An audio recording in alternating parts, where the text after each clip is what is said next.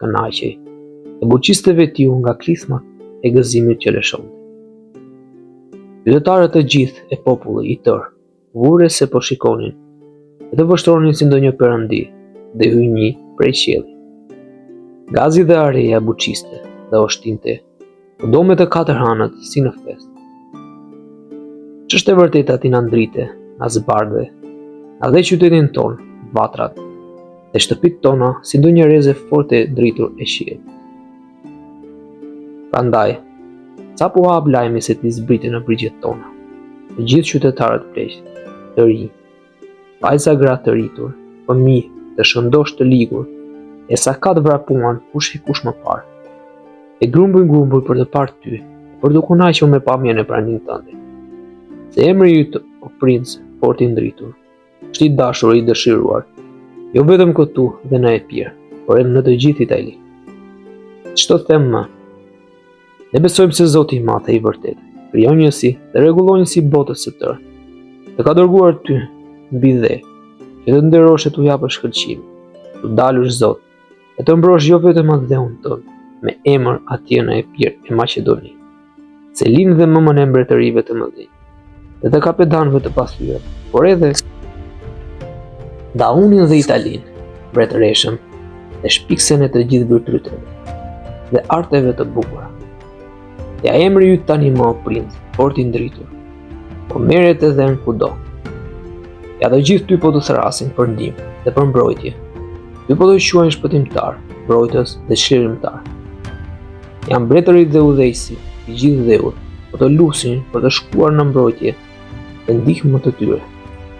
Ja piu me namë, më këmbës i Zotit, dhe koka drejtojnë se e mbar botës. Bashkë me Sforcën, dukën e Milanezëve, dhe Ferdinandin, mbretin e Sicilisë, dhe të Apulis, po dërgojnë tek ti për faqësonjës e vetë, për të shkuar dhe shpejt në ndihmë dhe për të çliruar Italinë. O lumat dheu që të nxori ty, një burg kaq të madh. O lum prindërit që të lindën ty. O lum paranikët e bashkëluftëtarët që të vinë ty pas dhe të kanë në krye si udhëheqëses, drejtonjës, prijes dhe kapetan që gëzojnë, që kanë dhe kënaqen me një mbret kaq të madh. Do të shkosh në Apuli, o mbret, me ronjës dhe i pasthyeshëm. Do të shkosh, o ylli ndritur e i bukur i arbërisë, në Itali, do ta çlirosh atë, do ta mundësh armiku. I ke mundur Muratin me nam, mbretin shumë të fuqishëm të tuaj. I dha sa herë dërmën krenarisë dhe fuqisë hungareze. I ke mundur Mehmetin, djalin e tij, që ka vënë në zgjedhje sa e sa mbretër, sa e sa prijes e sovran. Si të sektit të vet, ashtu edhe të festë të Krishterë, që ka shtruar sa e sa mbretëri, që ka qenë të merë i gjithë botës, që ka zënë, vrarë dhe dërmuar sa e sa prijes të tyre, sa e sa princër e perandor, vetëm ti me të vërtet, je bërë të merë i turqve, vetëm ti ke ditur t'i thyesh turq. I lumër do të shkosh, o princi pasthyeshëm, më i lumtur do të kthesh. As Aleksandri yt,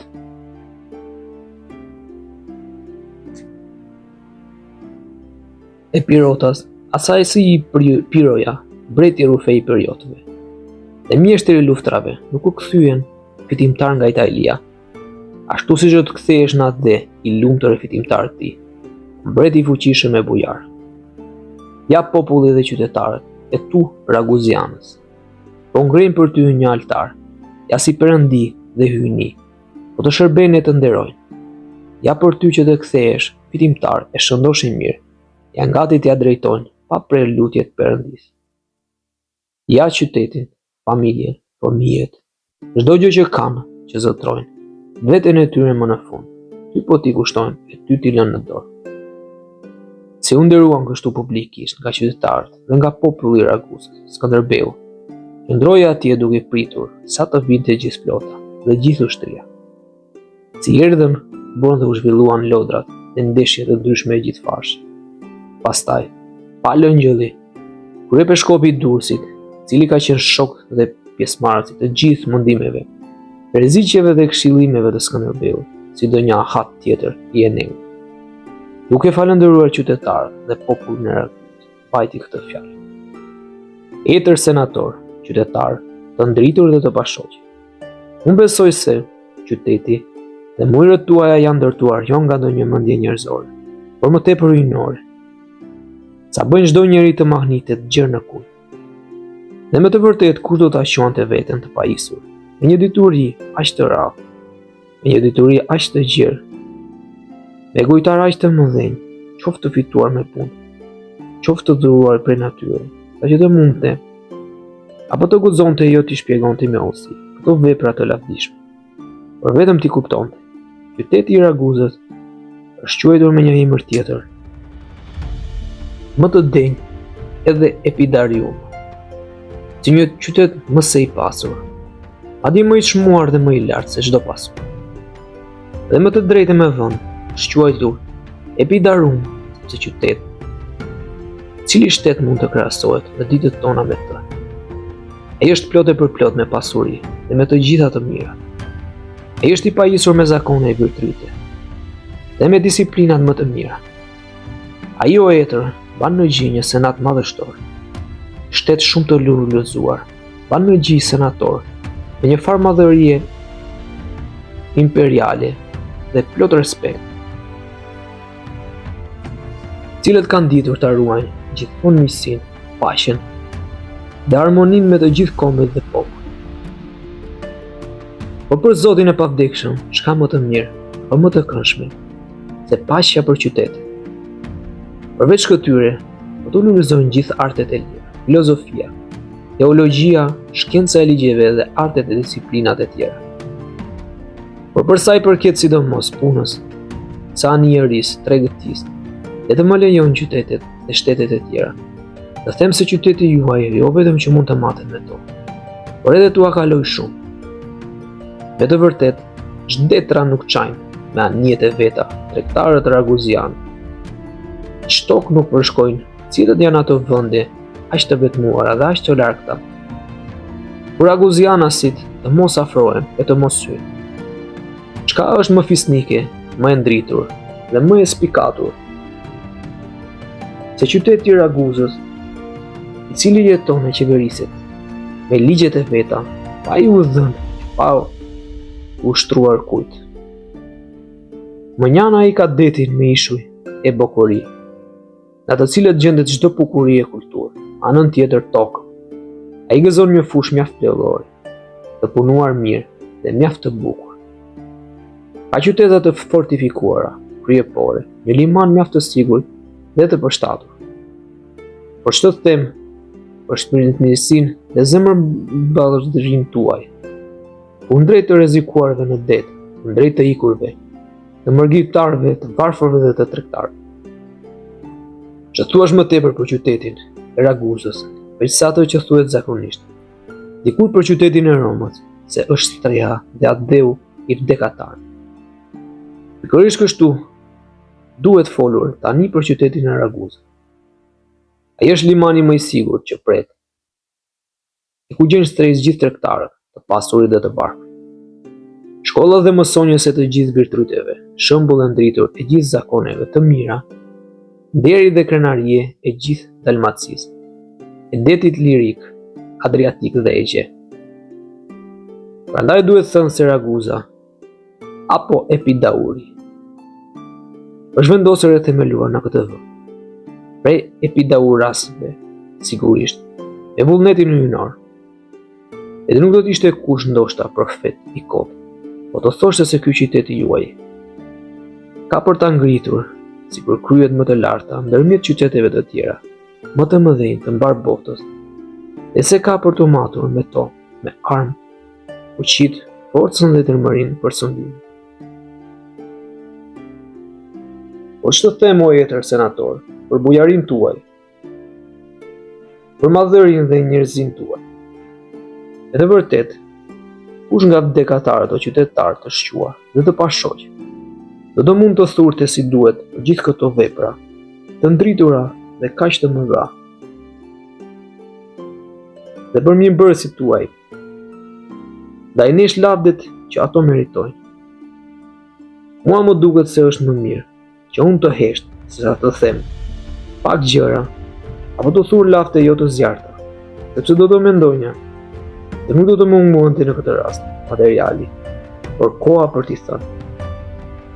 Me gjithë këtë që të mos duken fare mos mirënjohës, ai një bërësisë dhe bujarisë suaj. Unë drejt nesh. Unë me që s'kam si t'ju shpërblej ndryshe, po t'ju shpreh, ashtu si mundin, dhe sa jam në gjendje falëndërime, si pas varfërisë, dhe pa fuqisë së mendjes sime. Dhe së pari unë i shpreh falëndërimet e pafundme dhe të pashlyeshme nga zemrat tona, shkaqësisë dhe urtisë suaj, o princi i ndritur, Senatit fort mirëdashës dhe Republikës suaj. Pastaj juve o qytetarë fort të shquare të pashuq të këtij qyteti të ndritur, i madhështor, më në fund juve të gjithëve, çfarëdo grad dhe rangu qofshi. Në anën tjetër, unë ju zëtojmë dhe ju jap fjalën se për të mirat që na keni bërë, kujtimi juaj, emri juaj dhe i qytetit tuaj, do të jenë përgjithmonë sa të jemi ne gjallë, dhe sa të rojë piri, të ngullitura thellë në shpirtin, në mendjen dhe në zemrat tonë, dhe të qëndrojnë për jetë të dhëndura dhe të skalitura pranë nesh, në gur të gjallë dhe monumentale. Në asnjë rast dhe nga asnjë brez s'kam për të hequr dhe për të zhdukur ato, dhe ne do t'u arrëfejmë dhe do t'u lëmë bijeve nipërve tanë, dhe këta bij nipërve të vetë.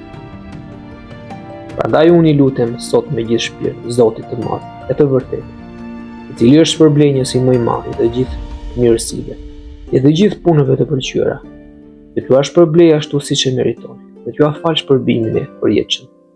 Për gjithë mirësinë tuaj, kaq të madhe kundrejt nesh, që t'ju ruaj gjithmonë, t'ju shëndosh, t'ju bëj të fortë dhe të patundur, në mbretërinë, pushtetin, senatin, Republikën, fëmijët të mirët, familjen dhe emrin tuaj. Pas këtyre fjalëve të peshkopit të Durrësit, ushtarët arbëror i dhanë fund pjesës që mbetej prej asaj dite me lodra heshtash dhe me ndeshje se ire të ndryshme dhe gjithfarësh. Pas kësaj, porën urdhër që të bënin gati të gjithë sa duheshin për lundrim. Pas i bën gati dhe i rregulluan si duhej të gjitha, dhe me që puna nuk lejonte më vonesë. Ai mendonte që të hidhej me ndihmën e Zotit në Apuli, ditën e parë që anijet do të mund të lundronin, pasi të sillej krejt flota në Raguz, dhe të mblidheshin atje gjithë forcat këmbësore dhe kalërsore. Kështu Skënderbeu dërgoi nëpër Bregdet, dhe mblidheshin në Raguz gjithë anijet. Dhe triremet, të cilat kishin ardhur nga Italia për të marrë ushtrinë e tij. Gjithashtu po atje të mblidhej çdo ushtar, çdo anije e tij që ishte nëpër bregtë e Epirit dhe të Maqedonisë, që as qyteti të mos mund ta nxinte atë mizeri njerëzish, as limani, gjithë ato anije. Aq e madhe ishte dëshira që u lishte të gjithëve në zemër për të hedhur në Apuli, saqë dukeshin sikur nuk shkonin për të luftuar, por për shpërbime të sigurta të fitores. Ai kishte thirrur prej Epirit dhe Maqedonisë të gjithë ushtarët nga të katër anët. Por se sa ishte ushtria që u transportua në Dauni, për këtë mendim janë të ndryshme. Një palë thonë se një anije hipën 5.000 këmbësorë dhe 2.200 kalorës. Një palë të tjerë 2.000 këmbësorë dhe 3.500 kalorës, disa bashkë me të cilët dyshoj dhe unë se kanë vënë numërimin, por thonë se mizeria që hipin në anijet ishte aq e madhe, sa që dukej se në Epir, në Maqedoni dhe në Iliri s'kish mbetur frymëri. Skënderbeu kujdesin për ushtarët që të hipnin në rregull e pa zhurmë në anije, i mori përsipër vetë, përse kujdesin për ngarkimin e ushqimeve. Jala, Gjuriç, Bladeni. Ushqimet që u ngarkuan ishin për 15 ditë, dhe prej tyre dhe gatuara për 5 ditë. Ndërgjithë ishin në anije, dërgoi rrethe për qark, barkat, me qëllim që të vinin nga të gjitha anijet dhe të mblidheshin në qendër të qytetit, për të marrë urdhrat lundimtarët dhe kapedanët e anijeve, bashkë me nga 2 ushtarë. Si u mblodhën në fillim, i pyeti. A kishin marrë në anije ujin e nevojshëm për njerëzit dhe për kafshët për aq ditë? ndërsa kishin edhe ushqime. Pastaj, pasi u përgjigjen se në anije kishte ujë për 15 ditë, porositi ushtarët që të rinin urtë dhe të tregueshin të bindur si duhej, duke mos u grindur e lundimtarët dhe duke I lënë të qetë në punën e tyre. Anijet mbartëse do të mbroheshin nga krau I djathtë prej tij dhe prej gjin muzakës, dhe 5.000 anije me thimë, nga krau I majt prej Andrea Zaharias dhe Mojsiu, me po aq anije me thimë. Në për anijet që kishin dritat, nga 1 në anijet me thimë, nga 2 në anijet për mbrojtje.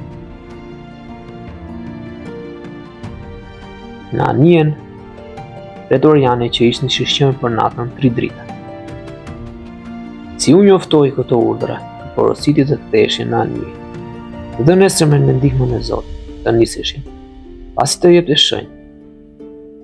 Shumë anije ishin nisur nga gjiri I Rizonit, nga limani I Durrësit, nga Vlora dhe nga gjithë bregu I Epirit dhe I Lirisë. Shumë të tjera ishin ardhur vetëm për plaçkiti, për Skënderbeun me të dalë drita, uri qetësinë me anë të tellallit, nga anija pretoriane dhe tha: O Zot, Jezu Krisht, biri I Perëndërisë së pavdekshme, që ri në lavdi të përjetshme, me të djathtë të Atit, shumë të lartë dhe të plot fuqishëm. I krijove të gjitha në fillim nga hiçi. Dhe ato drejtohen e qeverisen, sipas vullnetit dhe urdhrit tënd, që e zgjodhe prej Amonishit, vend tënde të krishterë, shumë të shenjtë dhe me gjakun tënd fort të çmuar dhe të martirëve e të apostojve, të tushë shenjtë e të themeljeve me një mënyrë të admiruar, dhe e përhape dhe e madhove në të rruzullin e dheut, duke I caktuar si më këmbës tënd, e kryet të apostujve shumë të lumtur, Shën Pjetrit, dhe pasardhësit e tij, të cilëve u dhe u dhurove çdo pushtet, për të lidhur e zgjidhur si në qiell, ashtu edhe në tokë. Dhe porosit e urdhrave të gjithë dekatarët, sidomos të krishterët e tu të preferuar, që të binden porositësve dhe urdhrave të atyre, e që të ruajnë e të mbrojnë, me tërë fuqitë me gjak, fenë tënde katolike, dhe kishën e Romës. Edhe unë sipas urdhrave dhe porosive të këtyre, duke u lutur, I përunjur, si I padenj, prej tufës së tyre, mora përsipër me gjithë zemër, I supet e mia këtë fushat, dhe detyrë, me qëllim që të mbroj ty, përpara si udhëheqës të shpëtoj, dhe të çliroj nga agresorët dhe armiqt qishën tënde shumë të shenjtë, qytetin e Romës, fenë katolike dhe Itali. Prandaj o Ati plot fuqishëm dhe I mëshirshëm, po të drejtohem ty të respekt, e me frikë në zemër dhe po të lust, që ta pëlqesh dhe marrjen time dhe të më shtrish dorën e kraun dhe të dërgosh kryeëngjëllin Mikael, lajmëtarin shumë të shenjtë dhe të mirave dhe shërbëtorin tënd, që të jetë për mua mbrojtës të ndodhe natë e ditë pranë meje. Dhe më jap, dhe mi shtoj dhe dhe mi drejtoj fuqit që ndresën dhe dërmërin, kështu që ky udhtim e lundrimi imi të jetë I mbar dhe fat I bar, dhe të hidhem shëndoshje mirë dhe pa u